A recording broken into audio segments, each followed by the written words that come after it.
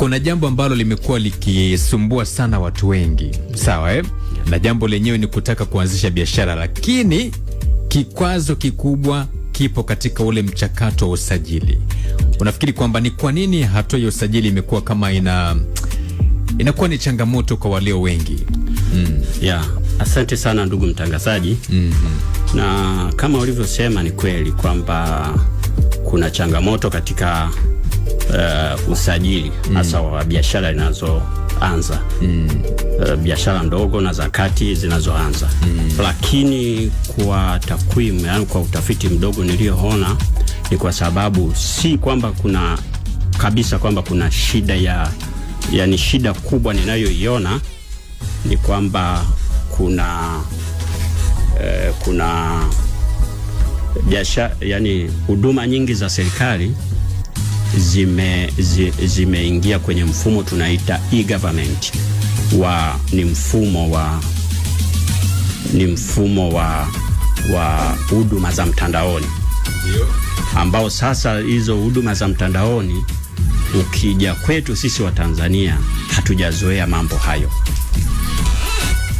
Kwa hiyo unakuta watu walio wengi hawana nyenzo hizo, labda kama ni simu au laptop. Tunapoongelea simu ni simu janja, maana yake sio simu hizi ndogo, lakini pia hawana laptop. Lakini wenye nazo labda pia wana shida ya kupata mtandao. Kwa hiyo unakuta mtu anapata shida ya kitu ambacho angeweza kufanya au angeweza kusaidia kukifanya labda ndani ya dakika 30 au lisali moja. Kwa hiyo unakuta shida kubwa ni kwamba tuko kwenye huduma za mtandaoni ambazo kiuhalisia sisi kama Watanzania hatujazizoea, na serikali inapohamia huko, na kwanza ni tuipongeze serikali kwamba ulimwengu wote umehamia kwenye dijitali. Kwa hiyo hatuna namna tunaweza sisi kubaki kwenye kazi za makaratasi. Na mimi mimi ukiniuliza mfumo ya kidijitali na ya karatasi, nitachagua ya kidijitali kwa sababu ya kidijitali haina tunavyosema bureaucracies, yani zile urasimu. Haina urasimu.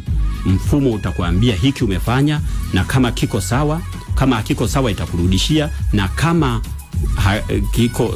hakiko sawa itakwambia rekebisha hiki, na ukimaliza itakupa control number, utalipia, utakuwa umepata ile huduma kiurahisi. Kwa hiyo nafikiri changamoto kubwa kwenye eneo hilo iko kwenye mfumo ambao tumetoka kwenye mfumo wa makaratasi, tumeingia kwenye mfumo wa kidijitali ambao sasa Watanzania walio wengi hawako